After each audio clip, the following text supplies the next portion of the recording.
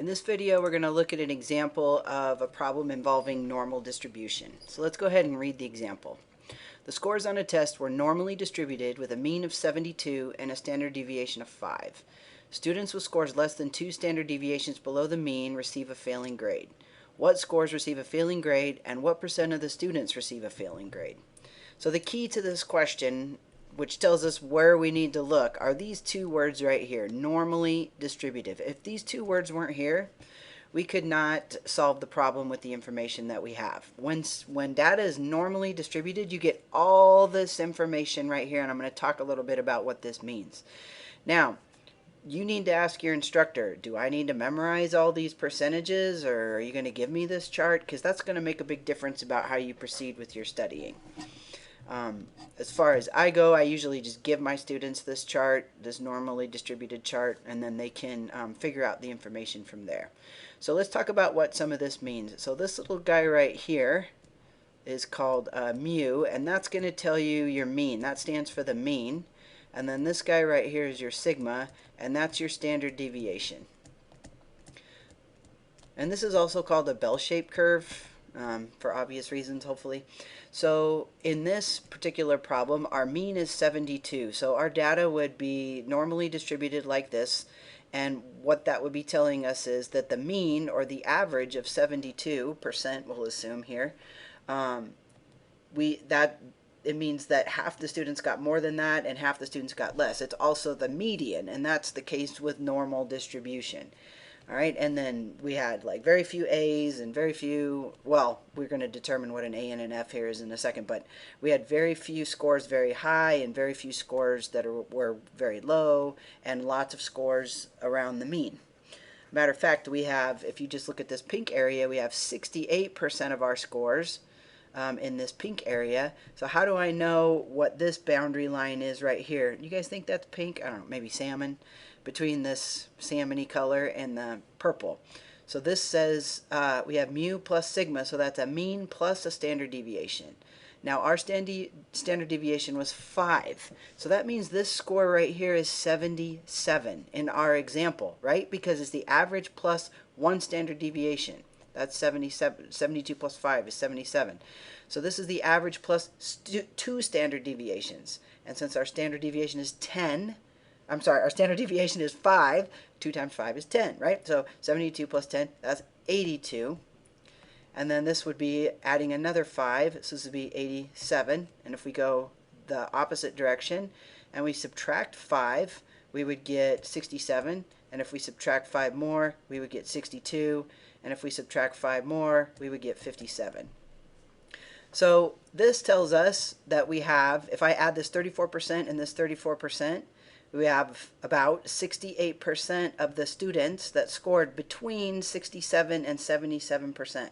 Now the only way we know that is because it was normally distributed. We get all this information about the percentages and how it was all broken out because we know that it was normally distributed. So let's answer the first question here. What scores receive a failing grade? Students with scores less than 2 standard deviations below the mean receive a failing grade. So 2 standard deviations below the mean, here's our mean, 1 standard deviation below, 2 standard deviations below.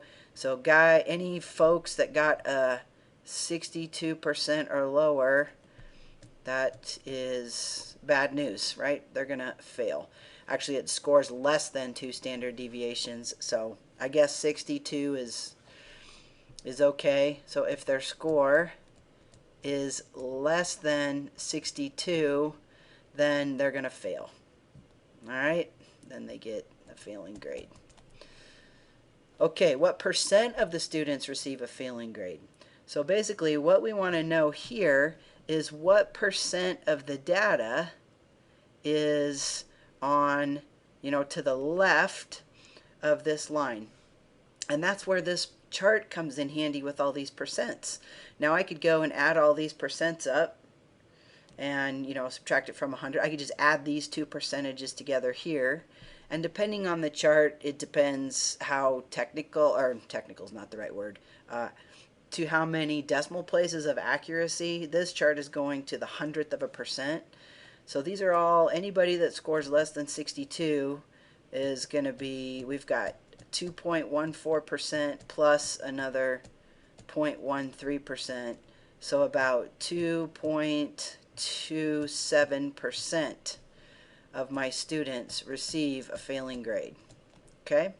Here's another look at a chart that you might get. Now see, this chart right here shows what you've probably heard of, this 68, 95, 99.7 rule. You can ignore this probability density stuff over here.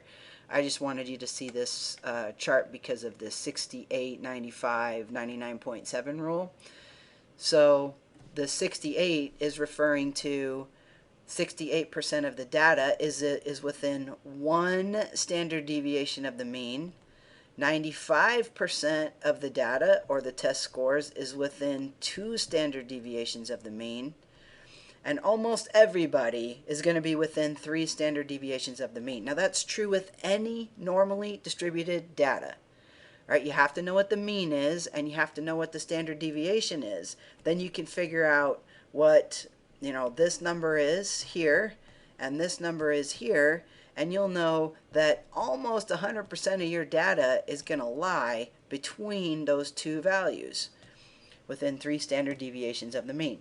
All right? Or 95% of your data, which is almost, it's a lot of people or a lot of data, is going to be within 2 standard deviations of the mean. So it kind of tells you how things are broken out.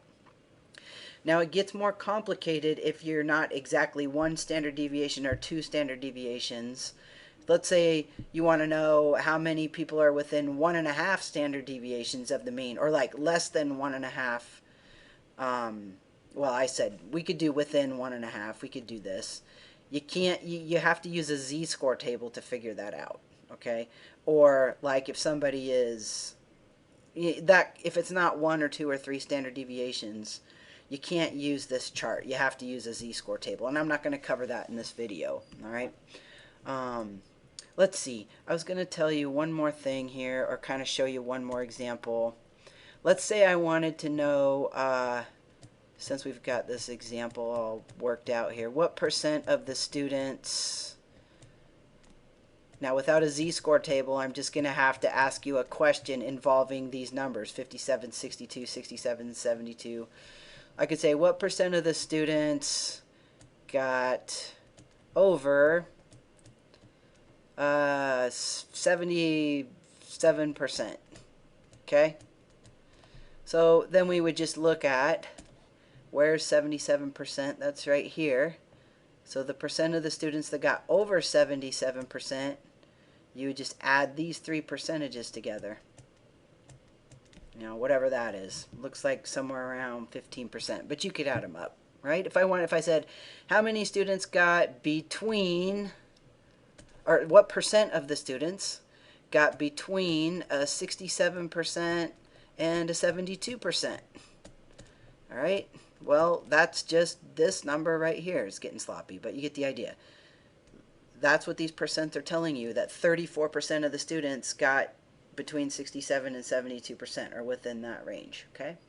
All right, so that's how you use this normally distributed percentage table to answer questions like this. All right, so hopefully that helps. And again, if you're getting something that's not exact, if you're getting a question that doesn't have to do with exactly 1 or 2 or 3 standard deviations from the mean, then you're going to have to use a z-score table to figure that out.